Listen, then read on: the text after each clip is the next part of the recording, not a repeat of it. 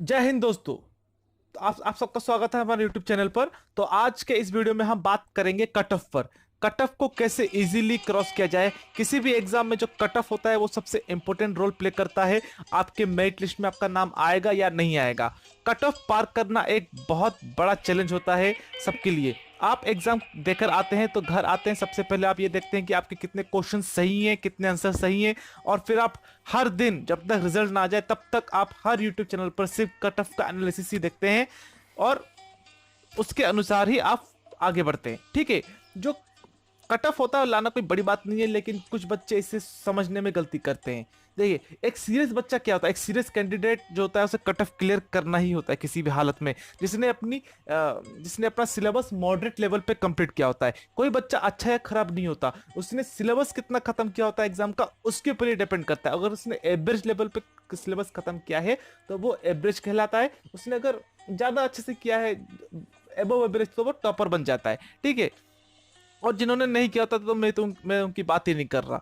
और हम जो भी होते हैं, देखिए आप जैसे जब एग्जाम देके आते हैं तो काफ़ी सारे सिली मिस्टेक्स होते हैं। आपने काफ़ी काफ़ी बार ये देखा होगा कि यार ये क्वेश्चन तो आता था, ये होना चाहिए था, बस ये मिस हो गया, ये इसका सही आंसर मुझे पता था, लेकिन फिर भी आप इसका सही आंसर नहीं दे पाते। ऐसा क्यों होता है? इसको हम थोड़ा सा एक आसान तरीके से समझते हैं। देखिए, आप दुनिया का कोई भी क्वेश्चन पेपर उठा लीजिए, कोई भी एग्जाम का एसएससी हो या फिर आरआरबी हो या फिर बैंकिंग हो, उसमें सिर्फ तीन तरह के क्वेश्चन होते हैं: इजी, मॉडरेट और डिफिकल्ट। वैसे डिफिकल्ट तो कुछ भी नहीं होता, लेकिन हम यहाँ पे कैटेगराइज कर रहे हैं, तो इजी, मॉडरेट और डिफिकल्ट, ये तीन तरह के क्वेश्चंस आते हैं आपके एग्जाम में। अब कट ऑफ आप मान लीजिए यहाँ बीच में कहीं है, और जो सबसे ज्यादा मार्क लाता है वो टॉपर होता है, और जो लास्ट कैंडिडेट सेलेक्ट होता है मेरिट लिस्ट में उसके मार्क कट ऑफ कहलाता है। और जो इजी प्लस मॉडरेट लेवल के जो क्वेश्चंस होते हैं वो हमेशा कट ऑफ से ज़्यादा ही होते हैं। लेकिन आप अगर इजी और मॉडरेट लेवल में ही गलत करके आ जाएंगे तो आपके जो मार्क्स है वो कट ऑफ से पीछे चले जाएंगे, ड्रास्टिकली डिक्रीज हो जाएंगे।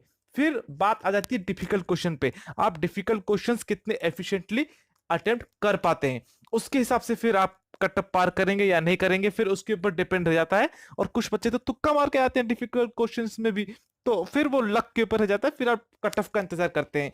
फिर रैंक आना तो बहुत दूर की बात, टॉपर बनना तो बहुत दूर की बात, आपको फिर पहले कट ऑफ ही क्लियर करना आपके लिए बहुत बड़ी चुनौती बन जाती है। लेकिन अगर आपने इजी और मॉडरेट को अगर सही से समझ लिया और पहचान लिया और उसे सही से अटेम्प्ट कर दिया, तो फिर आपको कट ऑफ क्लियर करने से कोई नहीं रोक सकता। लेकिन उसके लिए होता है कि आपको क्वेश्चन पहचानना पड़ता है कि ये इजी है या मॉडरेट है, आपकी प्रिपरेशन कैसी है, ये सब उसके ऊपर डिपेंड करता है। और फिर देखिए क्या क्या फैक्टर्स होते हैं कि हम पहचान नहीं पाते क्वेश्चंस और उससे अटेम्प्ट नहीं कर पाते, फिर सही नहीं कर पाते। Over thinking. अब देखिए, अब ओवर थिंकिंग क्या है यहाँ पर। अब कोई एक इजी क्वेश्चन आ गया, आप लोग को लगता है अरे यार इतना हार्ड एग्जाम है, यहाँ पे इजी क्वेश्चन कैसे आ सकता है, इसमें सारे क्वेश्चन डिफिकल्ट आने चाहिए थे।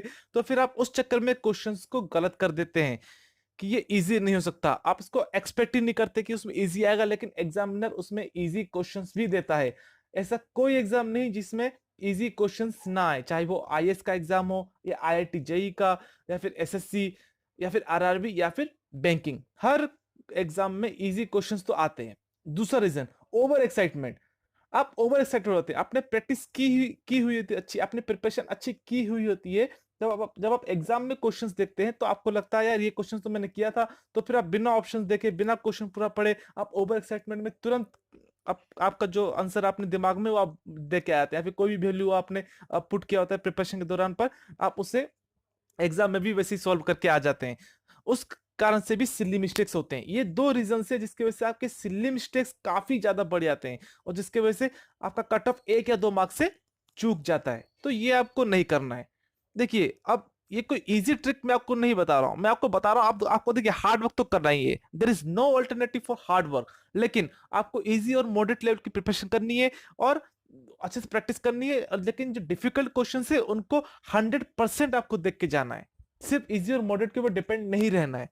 आपको इजी और मॉडरेट लेकिन किसी भी हाल में छोड़ के नहीं आना है। प्लस आपने अगर इजी और मॉडरेट अच्छे से कर लिए तो फिर आप डिफिकल्ट क्वेश्चंस भी अटेम्प्ट करेंगे, फिर आपका वो रैंक डिसाइड करें, फिर आपका रैंक कितना आएगा। आपका कट ऑफ तो क्लियर हो ही जाएगा और आप इजी और मॉडरेट अच्छे से कर लेते हैं। लेकिन फिर डिफिकल्ट क्वेश्चंस भी आपको ठीक से करने होते हैं। तो अगर ये वीडियो अच्छी लगी है तो प्लीज इसको लाइक कीजिए और मेरे चैनल को सब्सक्राइब कीजिए। तो मिलते हैं अगले वीडियो में। Take care, god bless you all, love you.